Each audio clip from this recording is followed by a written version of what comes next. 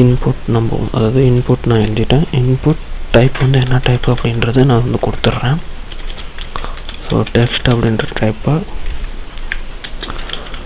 அதோட name value வந்து என்ன இருக்கணும் அப்படின்றதையும் கொடுத்துட்றேன். ஸோ யூசர் அண்டர்ஸ்கோர் நேம் அப்படின்னு நான் கொடுக்குறேன். நம்ம இங்கே என்ன நேம் கொடுக்குறோமோ ஸோ நம்ம அந்த நேமை தான் நம்ம வந்து நம்மளோட இன்புட் வாங்கும் போது நம்ம வந்து யூஸ் பண்ணணும்.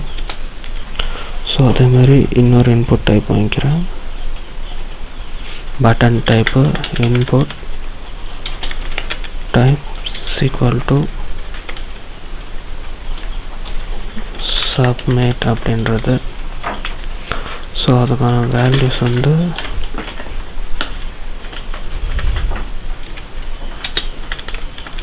வேல்யூ வந்து பார்த்தோன்னா நம்ம என்ன நேம் கொடுக்குறோமோ அதுவே நம்மளுக்கு வரும். சப்மிட் அப்படின்னு நான் கொடுக்குறேன். ஸோ இப்போ வந்து நான் ஃபார்மை முடிச்சிடுறேன். இப்போ பார்த்தோன்னா நம்ம நார்மலாக நம்ம ஒரு ஃபார்ம் க்ரியேட் பண்ணுறதுக்கு யூஸ் பண்ணக்கூடிய இதை தான் நம்ம யூஸ் பண்ணியிருக்கேன். அதில் பார்த்தோன்னா மெத்தட் மட்டும் கெட் மெத்தட் யூஸ் பண்ணியிருக்கேன். ஸோ variable.php அப்படின்ற ஃபைல் வந்து ஆக்ஷனாக கொடுத்துருக்கேன்.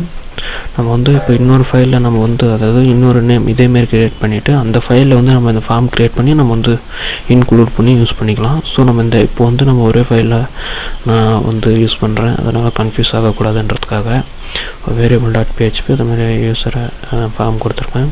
நான் சேவ் பண்ணிட்டு இதை ரன் பண்ணி பார்ப்போம். பார்த்திங்கன்னா நேம் அதேமாதிரி சப்மிட் அப்படின்ற மாதிரி வந்திருக்கு. ஸோ நம்ம இது கீழே வர மாதிரி பார்ப்போம். கொஞ்சம் இது வந்து கேப்ஸில் நேம் இருக்கட்டும், வந்து ஒரு ப்ராக்கெட் விட்டுடலாம். ஸோ இப்போ நம்ம பார்த்தோன்னா HTML தான் ஒர்க் பண்ணிகிட்டு இருக்கோம். ஸோ அதனால் நம்ம வந்து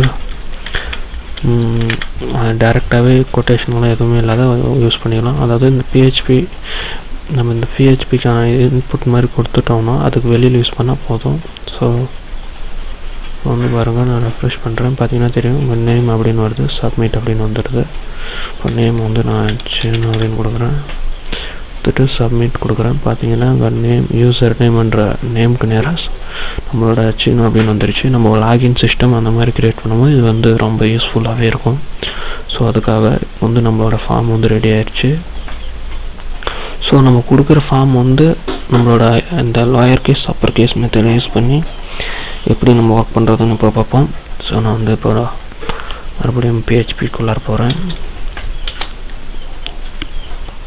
இப்போ நான் வந்து இஃப் கண்டிஷனை யூஸ் பண்ணி நான் கொடுத்துருக்கிற நேம் வந்து அதோட மேட்ச் ஆகுதா இல்லையா அப்படின்ற மாதிரி நான் ஒன்று க்ரியேட் பண்ணுறேன். ஸோ இஃப் ஃபங்க்ஷன் யூஸ் பண்ணி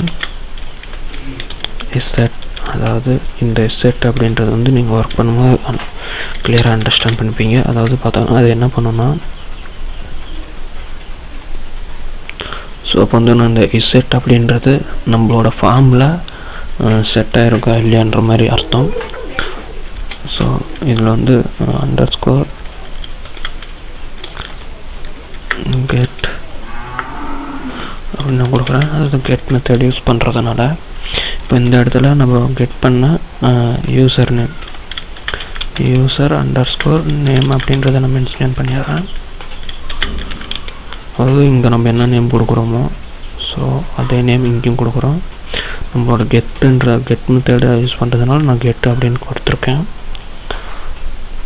ஸோ இப்போ வந்து இதை வந்து ஃபினிஷ் பண்ணிக்கலாம். நம்ம அதுக்கு கொஞ்சம் டிஃப்ரெண்ட்டாக இருக்கணுன்றதுக்காக இந்த ப்ராக்கெட் யூஸ் பண்ணலாம். பார்த்திங்கன்னா இந்த கெட் மெத்தடில் யூசர் வாங்கியிருக்கோம். ஸோ யூசர் அண்ட் பார்த்தோன்னா இதுக்கு அர்த்தம் என்ன அப்படின்னு பார்த்தோன்னா அதாவது அன்மெத்தட் இல்லாத ரெண்டும் நாட் இது பக்கத்தில் இல்லைங்க, நாட் எம்டி. அதாவது பார்த்தோன்னா இப்போ இந்த அண்டு வந்து என்ன பண்ணோம் அப்படின்றது உங்களுக்கு தெரியும். அதாவது இந்த மெத்தடும் இப்போ நம்ம இங்கே எழுதக்கூடிய மெத்தடும் ஈக்குவலாக இருந்தால் மட்டும்தான் கீழே வந்து ரன் ஆகும். இதுவே நான் 6 மெத்தட் யூஸ் பண்ணேன்னு வச்சுக்கோங்களேன்,